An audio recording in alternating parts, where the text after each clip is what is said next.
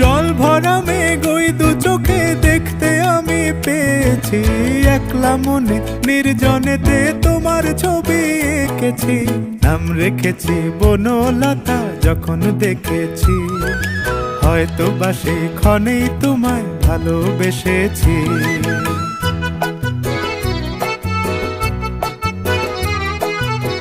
বনলতা কথা হয়ো না গো কুণ্ঠিতা, বনলতা কথা হয়ো না গো কুণ্ঠিতা।